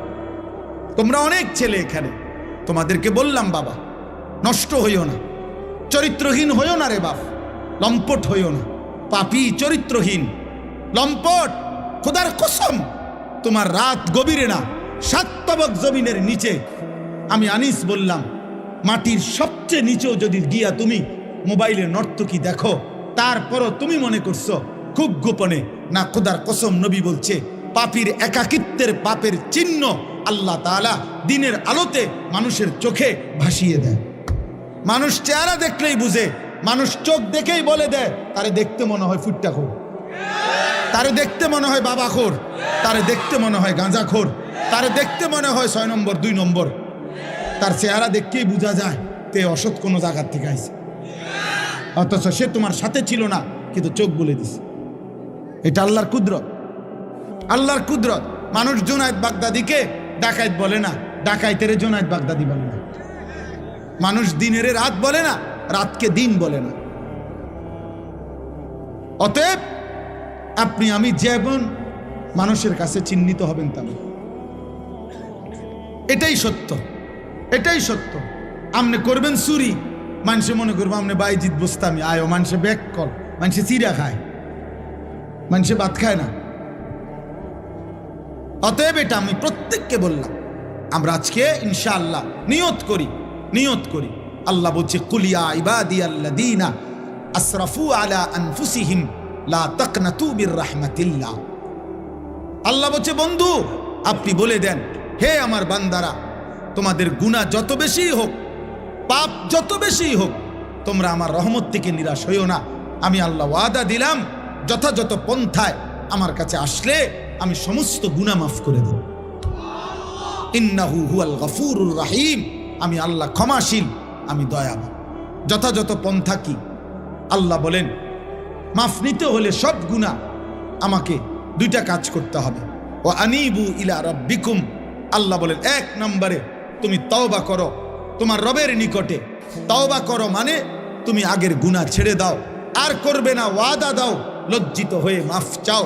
আল্লাহ বলেন এই তিনটা জিনিস, গুনাহ ছেড়ে দিবা, আর করবা না, ওয়াদা দিবা, লজ্জিত হয়ে মাফ চাইবা, তাহলে আমি আল্লাহ তোমার এমন তওবা শতভাগ কবুল করে আসমান পর্যন্ত গুনাহ হলেও মাফ করে দেব। ও আসলিমু লাহু, আর দুই নম্বরে এখন থেকেই, যখন থেকে ভুল বুঝতে পেরেছ, এখন থেকেই আমার আনুগত্য শুরু করো, এখন থেকেই নামাজ পড়ো, এখন থেকেই গুনাহ ছাড়ো, এখন থেকেই হালাল পন্থায় চলো, এখন থেকেই আমি আল্লাহর গোলামি শুরু করো। মিন ক্বাবলি আন ইয়াতিয়াকুমুল আযাবু সুম্মা লা তুনসারুন, আল্লাহ তাআলা বলেন যে বান্দা এই দুই কাজ, এক নম্বরে গুনাহ ছেড়ে দিয়ে তওবা করো, দুই এখন থেকেই আমার আনুগত্য ইসলাম মানা শুরু করো। এই দুটোটাই আল্লাহ বলছে আযাব আসার আগে, অর্থাৎ মৃত্যু আসার আগেই করে ফেলো। সুম্মা লা তুনসারুন, কিন্তু মৃত্যু আসলে তোমাকে আর সাহায্য করা হবে, সাহায্য করা হবে না। সেদিন আর তুমি কিছুই করতে পারবে না, কিছুই করতে পারবে না।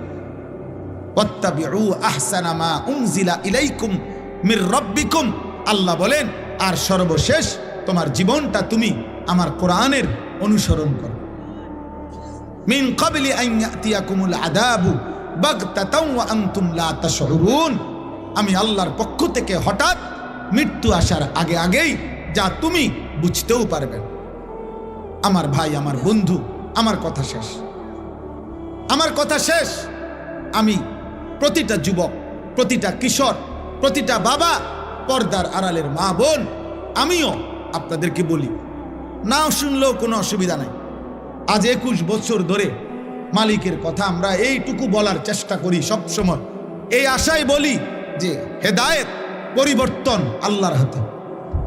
পৃথিবীর কোনো বক্তা, পৃথিবীর কোনো বক্তার হাতে পরিবর্তন নেই।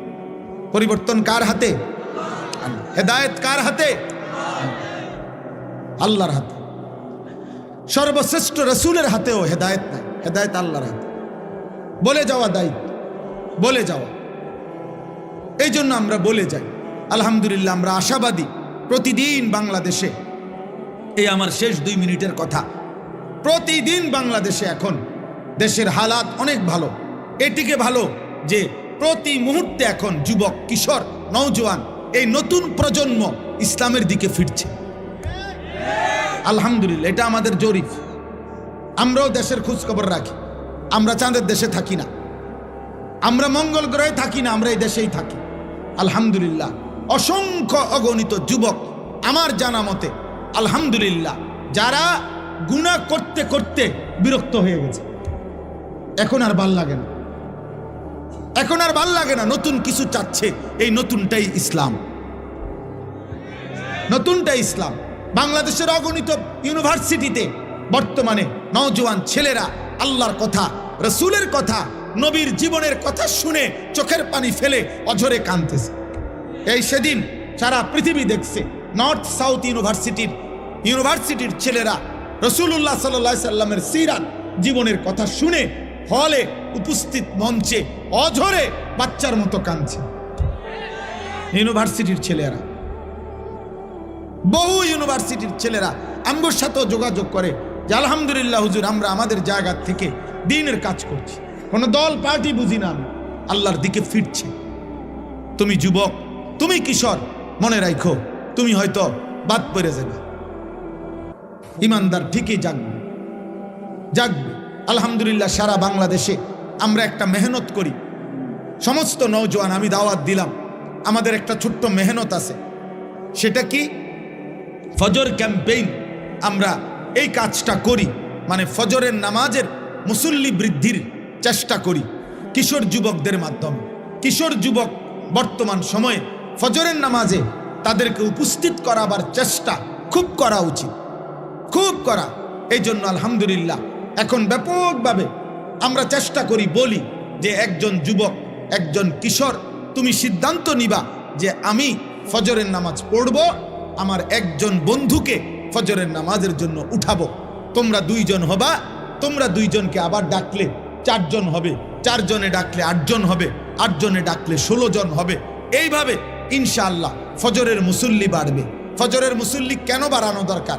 1 নাম্বার কথা হলো, ফজরের মুসল্লি যারা রাসূলের হাদিসের বাণী মাহাদির সৈনিক, তারা ফজরের মুসল্লি দ্বারা যারা দাজ্জালের বিরুদ্ধে লড়বে, তারা ফজরের মুসল্লি যারা বিশ্বময় ইমানের পতাকা উড়াবে, তারা।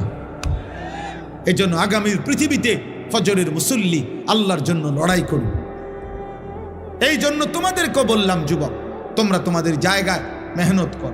আলহামদুলিল্লাহ বাংলাদেশে আমি গতকালকেও এক মাহফিলে ছিলাম, 40 জন, আমাদের মুরাদনগরের কোনায় এক মাহফিলে 40 জন কিশোর আলহামদুলিল্লাহ নিয়মিত ফজরের নামাজ পড়ে ওদেরকে আমরা পুরস্কৃত করছি। সারা বাংলাদেশে এখন আমাদের এক উপজেলায় 4,500 কিশোর যুবক আছে যারা প্রতিদিন ফজরের নামাজ জামাতে পড়ে। 250, 200, 2200, 2100 এরকম ছেলে আছে বিভিন্ন অঞ্চলে যারা ফজর পড়ে। এটা কোনো দল না, পার্টি না, কোনো সংগঠন না, সামনে নির্বাচনে কোনো মার্কা না। আল্লাহর জন্য ফজরের মুসল্লি বৃদ্ধির চেষ্টা করি। আমার ব্যক্তিগত সাধনা কিশোর নওজোয়ান আল্লাহর দিকে ফিরবে। এই জন্য আমি আমার মাদ্রাসা কুমিল্লা ক্যান্টনমেন্ট ময়নামতি সাহেবের বাজার, ওইখানে 118 শতক জায়গা আলহামদুলিল্লাহ বড় জায়গা কিনছি। আমার একটা আশা, একদিকে বাচ্চাদের মাদ্রাসা হবে, একদিকে সারা বাংলাদেশের যত কিশোর যুবক স্কুল কলেজ ইউনিভার্সিটিতে পড়ে অথবা পড়ে না, অথবা অন্য বয়সী একেবারে দিন মজুর কুলি ঠেলাওয়ালা, বছরের যেই কোনো সময় আমি আলাদা মাদ্রাসা করতে চাচ্ছি, শিক্ষক কর্মচারী রেখে আলাদা, যে যেই কোনো দিন যার যেটুকু সময় হয় এটুকু সময়ের জন্য মাদ্রাসায় আসবে, দিন শিখবে। জেদ্দুর এদ্দুর আমার একটা স্লোগান, যে আসবে যখন দিন শিখবে তখন, যার সময় যতক্ষণ দিন শিখবে ততক্ষণ, কম হোক বেশি হোক। একটা তুমি অজুটাই শিখো, তুমি রুকুটাই শিখো, তুমি আলহামদুলিল্লাহ সূরাটাই ঠিক করো, অল্প হোক, শুক্রবারে আসো, শনিবারে আসো, বন্ধের দিন আসো, কোনো এক বেলা আসো। আলহামদুলিল্লাহ এই পর্যন্ত এই 2025 সালে আমার মাদ্রাসায় আমরা 2টা বন্ধে, প্রথম সাময়িক এবং দ্বিতীয় সাময়িক পরীক্ষার বন্ধে 3 দিন স্কুল কলেজের ছেলে বরাবর একদম রেজিস্ট্রেশন করা 500-র মতো কিশোর ছেলে, যুবক ছেলে, কলেজ ইউনিভার্সিটির স্কুলের আমরা অজু, নামাজ, সূরা, কেরাত, দোয়া, কালাম শিখাইছি। আরবার হবে ইনশাআল্লাহ রমজানের আগে, এবং এটাকে সারা বছরের রূপ দিতে চাই। আমার এই মাদ্রাসার জায়গার জন্য আপনাদের কাছে আমি দোয়া চাই। আমার এই মাদ্রাসার জায়গায় যদি কেউ পারেন অংশগ্রহণ করবেন। প্রায় 2.5 কোটি টাকার উপরে জায়গার দাম, শুধু মাটির দাম। তো আমার একটা নিয়ত করছি আমরা, যে 4,200 টাকা আমাদের এক মুসল্লা পরিমাণ, জায়নামাজ পরিমাণ জমির দাম কোনো বয়সী মানুষ ওনারা যদি দেয় আমাদের মাদ্রাসায়, আমরা ওনারে আজীবন আমাদের মাদ্রাসার উন্নয়ন সদস্য বানাবো। আর 30 বছরের নিচে কোনো ছেলে, যুবক, কিশোর ওরা যদি 1000 টাকা দেয় আমাদের মাদ্রাসায়, তাহলে আমরা তাকে যুব সদস্য আমাদের মাদ্রাসার উন্নয়ন সদস্য বানাবো। তার নাম অন্তর্ভুক্ত করে মোবাইল নাম্বার পাইলে আমরা ইনশাআল্লাহ তার নাম এন্ট্রি করব এবং আমরা ইনশাআল্লাহ তার জন্য দোয়ার মধ্যে সে সদকায়ে জারিয়ার সওয়াব পাবে। আমাদের এই কাগজটা নিয়েন, যারই মন চায় এই কাগজে এই কথাটা লেখা আছে, বিকাশ নাম্বার আছে। আপনাদের কারো সুযোগ হইলে ভাল লাগলে পারলে 1000 টাকা দিবেন, অথবা 4200 টাকা দিবেন, অথবা কম বেশি হইতে পারে, হাতে দিলে হাতে দিবেন, অথবা আপনারা মোবাইলে বিকাশে পাঠাবেন। না পারলে দোয়া করবেন, কোনো অসুবিধা নেই। অনেক প্রবাসী আছে, অনেকের বাবা ভাই আছে, যার মন চায় সে পারলে দিয়েন। আল্লাহ তৌফিক দান করেন। আজকের এই মসজিদের মাহফিল আল্লাহ কবুল করে নেন। জীবনটা সবার কাছে অনুরূপ। রাসূলুল্লাহ সাল্লাল্লাহু আলাইহি সাল্লামের একটা সুন্নত, যুবক ভাই তুমি যেহেতু সুন্দর হতে চাও তো নবীর মতো সুন্দর হও, সাহাবাদের মতো সুন্দর হও।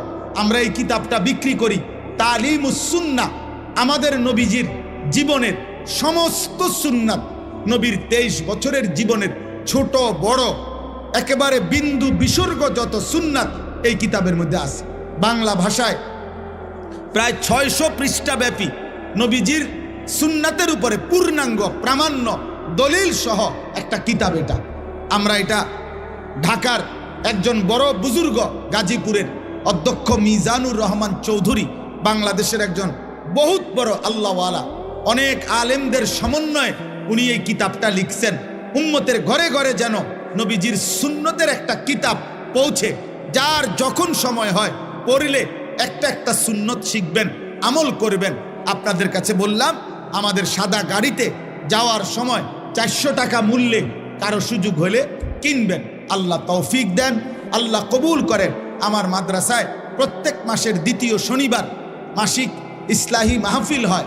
সেখানে যুবক ভাই, বয়স্ক বাবা, যারই সুযোগ হয় অংশগ্রহণ করার, শরীক হওয়ার চেষ্টা করবেন। আল্লাহ তৌফিক দান করেন। আল্লাহ তাআলা আমাদেরকে প্রতিটা ভালো কাজে অংশগ্রহণ করার তৌফিক দান করেন। কিশোর ছেলেরা, যুবক ছেলেরা, আবারও বলি, শেষবারের মতো আবার বললাম, তুমি গুনাহ ছেড়ে দাও, পাপ ছেড়ে দাও, নারী দেখো না, ছবি দেখো না, চরিত্রহীন হইও না আব্বা, নষ্ট হইও না। বাপ, আমার শেষ কথা মনে রাখো, কোনো পাপী, কোনো চরিত্রহীনকে পৃথিবীর কেউ মনে রাখে না। আব্বা মনে রাখো, আমার কথা মনে রাখো। মানুষ চরিত্রহীনকে, মানুষ দুষ্টকে, লম্পটকে মানুষ শ্রদ্ধার সাথে স্মরণ করেন। পাপীর নাম থাকে না বাপ, নাফরমানের নাম থাকে না। এই জন্য আমি সবসময় বলি, ফেরাউন এই নামে পৃথিবীর কেউ কোনো কুত্তার নামও রাখে না। নমরুদ এই নামে পৃথিবীর কেউ কোনো কুত্তার নামও রাখে না। আবু জেহেল এই নাম পৃথিবীর কেউ কুত্তার নামও রাখে না। আবু লাহাব এই নাম পৃথিবীর কেউ কোনো কুত্তার নামও রাখে না। অথচ ওরাও দুনিয়া ভোগ করছে। ফেরাউন নমরুদ দুনিয়া ভোগ করে নাই তাইলে? কিন্তু বেলাল কালো মানুষ ছিল, নিগ্রু গোলাম, যাকে তার মনিব অবর্ণনীয় জুলুমার নির্যাতন করছে, কিন্তু সেই বেলাল আল্লাহকে রাজি করছে। এক কালো গোলাম, এক হাবশার গোলাম, কিন্তু আল্লাহকে রাজি করেছে। আজ পৃথিবীর লক্ষ কোটি ইমানদারের সন্তানের নাম বেলাল। মুমিনের নাম থাকে বাপ, চরিত্রহীনের নাম থাকে না। আল্লাহ আমাদের সবাইকে ঈমান আমলের তৌফিক দান করেন। আল্লাহ আমাদের সবাইকে নেক জীবন দান করেন। আলহামদুলিল্লাহ রাব্বিল আলামিন। আল্লাহুম্মা আনতাস সালাম ওয়া মিনকাস সালাম, তাবারাকতা ইয়া যাল জালালি ওয়াল ইকরাম।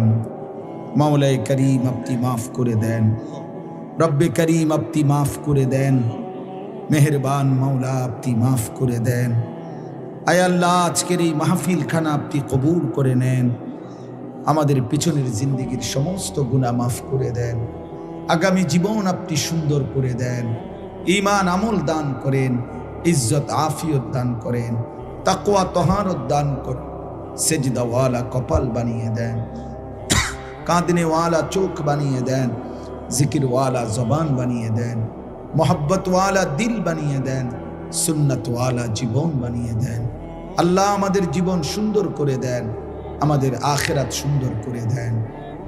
সমস্ত কবরবাসীদেরকে মাফ করে দেন। কিয়ামত পর্যন্ত কবরের আযাব মাফ করে দেন, কবরগুলোকে জান্নাতের টুকরা বানিয়ে দেন। আল্লাহ আপনার নূরে রহমত দ্বারা কবরগুলোকে নূরে নূরে নূরান্বিত করে দেন। আল্লাহ আমার এই কিশোর যুবক ছেলেগুলোকে নামাজি বানিয়ে দেন, নামাজি বানিয়ে দেন, নামাজি বানিয়ে দেন, চরিত্রবান বানিয়ে দেন। এদের চুল চেহারা আখলাক চরিত্র সুন্দর করে দেন। মোবাইলের আসক্তি থেকে বাঁচান, নারীর আসক্তি থেকে বাঁচান, মদ জুয়া জিনা ব্যভিচার গান বাদ্যের হারাম জীবন থেকে আল্লাহ নওজোয়ান মুসলিম যুবককে হেফাজত করেন। আগামীর মাহাদির সৈনিক হওয়ার জন্য ফজরের মুসল্লি হওয়ার তৌফিক দান করেন। আল্লাহ 5 ওয়াক্ত নামাজ পড়ার তৌফিক দেন। আমার বয়স্ক বাবা চাচাদেরকে আরো বেশি নেক আমলের তৌফিক দান করেন। মা বোনদেরকে পর্দা পুশিদা দান করেন। ফাতেমা রাবেয়া বুসরিয়ার মতো ঈমান আমল দান করেন। বয়স্ক বাবা সবাইকে কবুল করেন, ছোট্ট মাসুম বাচ্চাদেরকে কবুল করেন। অনেক ওলামায়ে কেরাম আল্লাহ ওনাদেরকেও হায়াতে তয়্যিবা আফিয়া দান করেন। এই মসজিদখানা কবুল করে নেন। মসজিদের জায়গা জমি টাকা পয়সা যে যখন যতটুকু দিয়েছে দিচ্ছে, আল্লাহ সকলকে কবুল আর মনসুর করে নেন। ইমাম, খতিব, মুয়াজ্জিন, কমিটি, মুসল্লি, এলাকাবাসী প্রত্যেককে উত্তম বিনিময় দান করেন। আল্লাহ আমার মহব্বতের অনেক বাবা ভাই এই মাহফিলে অংশগ্রহণ করেছে, আল্লাহ সবাইকে কবুল আর মনসুর করেন। অসুস্থ বিমারি যারা শিফা করে দেন, কামাই রুজিতে হালাল বরকত দান করেন। প্রবাসীদেরকে বিদেশের জমিনে সহি সালামতে নিরাপদে রাখেন। যার যত পেরেশানি আছে আসান করে দেন, অভাব দূর করে দেন। আল্লাহ আমাদের মাদ্রাসা আপনি কবুল করে নেন। মাদ্রাসার জায়গা জমির টাকা পয়সা সার্বিক ব্যবস্থাপনা আপনি হোসনে ইন্তজাম করে দেন। আল্লাহ আমার দেশকে নিরাপদ করে দেন। আল্লাহ আমার দেশকে আপনি নিরাপদ করে দেন। একজন ইনসাফকার, ন্যায়পরায়ণ, আদেল শাসক আমাদেরকে দিয়েন মাওলা। কোন জালেমের হাতে তুলে দিয়েন না রে মাওলা, কোন জালেমের হাতে তুলে দিয়েন না, কোন জালেমের হাতে তুলে দিয়েন না, কোন জালেমের হাতে তুলে দিয়েন না রে মাওলা। ইজ্জত নিয়ে কোরআন বুকে সেজদা দিয়ে বাঁচতে চাই মাওলা। বিবি বাচ্চাদেরকে ঈমান আমলের উপরে রেখে যেতে চাই। আল্লাহ আপনি কবুল করেন, আপনি কবুল করেন। রব্বির হামহুমা কামা রব্বায়ানি সগীরা। রব্বানা হাব লানা মিন আজওয়াজিনা ওয়া যুররিয়াতিনা কুররাতা আ'য়ুন ওয়াজআলনা লিল মুত্তাকিনা ইমামা। সুবহানা রাব্বিকা রাব্বিল ইজ্জাতি আম্মা ইয়াসিফুন ওয়া সালামুন আলাল মুরসালিন ওয়াল হামদুলিল্লাহি রাব্বিল আলামিন। ওয়া আলাইকুমুস সালাম।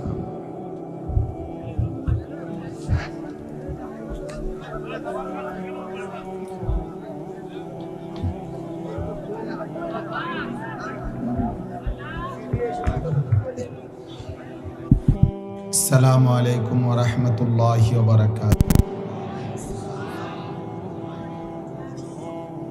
আলহামদুলিল্লাহ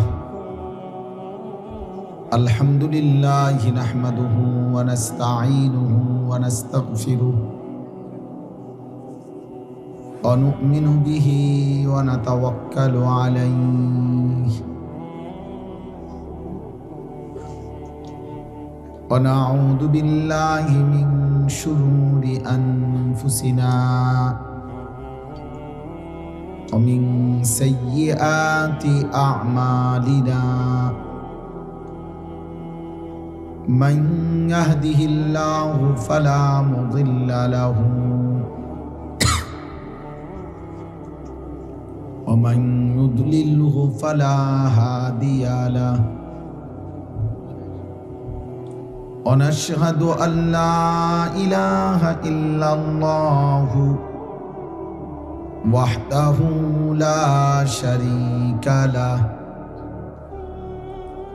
ونشهد أن سيدنا وحبيبنا ومولانا محمدا عبده ورسوله أما بعد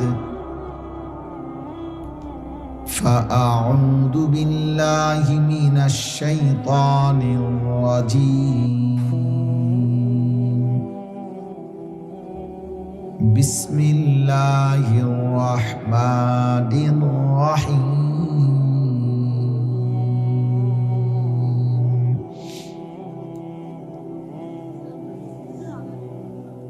قل يا عبادي الذين أسرفوا على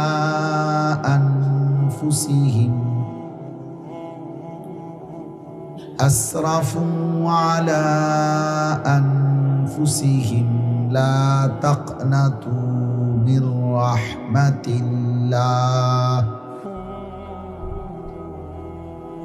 إن الله يغفر الذنوب جميعا إنه هو الغفور الرحيم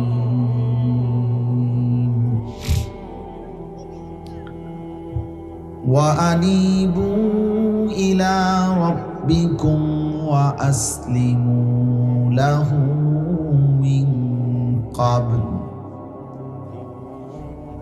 من قبل أن يأتيكم العذاب ثم لا تنصرون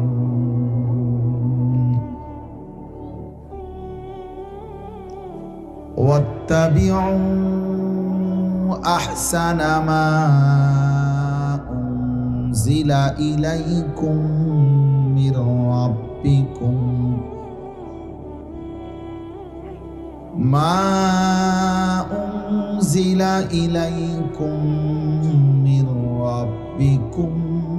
من قبل أن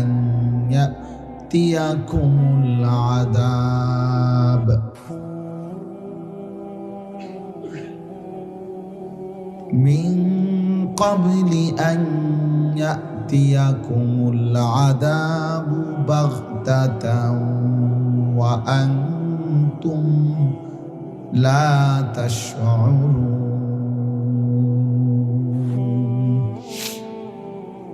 صدق الله مولانا العظيم وقال نبينا صلى الله عليه وسلم اتق المحارم تكن أعبد الناس اللهم صل على محمد وعلى آل محمد كما صليت على إبراهيم وعلى آل إبراهيم إنك حميد مجيد اللهم بارك على محمد وعلى آل محمد كما باركت على إبراهيم وعلى آل إبراهيم إنك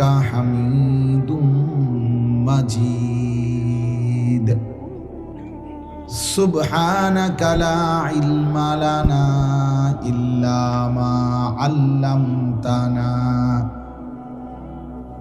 إنك أنت العليم الحكيم الحمد لله আল্লাহ পাক রব্বুল ইজ্জত জুল জালাল ওয়াল ইকরামের ফজল কারাম রব্বুল আলামিনের অপরিসীম ইহসান মেহেরবানি দয়া আল্লাহ তাআলা আমাদেরকে আজ 15 ডিসেম্বর 2025 কুমিল্লা জেলা দেবিদ্বার উপজেলাধীন গোড়াইঘর উত্তরপাড়া ধান্নারপাড় ভুঁইয়াবাড়ি জামে মসজিদের উদ্যোগে আজকের এই বার্ষিক তাফসীরুল কোরআন মাহফিলে আল্লাহ তাআলা আমাদেরকে আসবার বসবার আল্লাহর জন্যই জমা হওয়ার তৌফিক দান করেছেন আলহামদুলিল্লাহ। পবিত্র কোরআনুল কারীমের 24 নম্বর পারা 39 নম্বর সূরা, সূরাটির নাম হচ্ছে সূরায়ে জুমার। এই সূরার 53, 54, 55 এই 3টি আয়াত আমি আপনাদের সামনে তেলাওয়াত করেছি। ইনশাআল্লাহ এই 3টি আয়াতকে সামনে রেখে সামান্য কিছু কথা আমরা আরজ করতে চাই। আল্লাহ তাআলা আমাদেরকে তৌফিক দান করেন। শুরুতে 2টা কথা। 1 নম্বর কথা হলো, হাতে মোবাইল ধরে ভিডিও বা রেকর্ড করা যাবে না। এটা আমি স্পষ্ট নিষেধ করলাম। আমার এই কথাটা যার শুনতে মানতে কষ্ট হয়, আপনি চলে গেলে ভালো, অথবা আমি চেষ্টা করব আমি উঠাই দিতে। এই জন্য আমি যেন এরপরে আর একজনকেও হাতে মোবাইল ধরা অবস্থায় ভিডিও বা রেকর্ড করতে না দেখি, তাহলে আমি আপনারে ধমক দিয়ে উঠাই দেব। নিজের থেকে চলে গেলে আমার কোনো অসুবিধা নেই। মনে করেন রাগ করে চলে গেলেন যে আপনার মতো হুজুরের ওয়াজ শুনলাম না, আপনার মতো বেডাইত্র আমি বললাম না, বুঝেন নাই? এই জন্য আমার কোনো অসুবিধা নেই। এটা কোনো আমার নির্বাচনী জনসভা না, আমি কোনো ভোট প্রার্থী না। অতএব সকলের সমর্থন জরুরি না, আখেরাত জরুরি। সবার সমর্থন জরুরি না, সবার সমর্থন কেউই কখনো পায় না, এটাই নিয়ম। পৃথিবীর কোনো নবী রাসূলও তার নিজ জনগণ সকলের সমর্থন পায় না। পাইলে তো সবাই কালেমা পড়ত। অতএব এটা কোনো জরুরি। হাদিসের মধ্যে আছে, হযরত হুযাইফা রাদিয়াল্লাহু তাআলা আনহু, হুযাইফা এই সাহাবীকে নবীজি বলছেন যে তুমি যদি ইসলাম মেনে চলার পথে, দিন মানার ক্ষেত্রে, জীবন চলার পথে যদি কখনো এমন হয় যে তোমার সাথে আর কেউ নাই, রাসূলুল্লাহ সাল্লাল্লাহু আলাইহি সাল্লাম বলছেন প্রয়োজনে একা তোমার মাড়ির দাঁত দিয়ে গাছের গোড়ালি শিকড় কামড়াইয়া ধরবা, তারপরও দ্বীনের উপরে থাকো। এই যে আপনি তো একবার এনে উঠাইলেন, কয়বার ছবি উঠানো দরকার আপনার বলেন? আপনি এনে উঠাইছেন না প্রথম, তাহলে সারছে তো আর কি। এখন ওটাতে লাগান, স্ট্যান্ডে লাগান, নাহলে আপনি আনেন কোন স্ট্যান্ড, বাঁশ একটা কিনে আনেন। ভাই এটা জরুরি, আমার ডিস্টার্ব হয়, আমার কষ্ট হয়। 100 বার এখনো শুনেন মনোযোগ দিয়ে, বরকত হবে ইনশাআল্লাহ। আল্লাহ আপনার বরকত দান করেন। ভালো ছিলেন, দোয়া করে দিচ্ছি।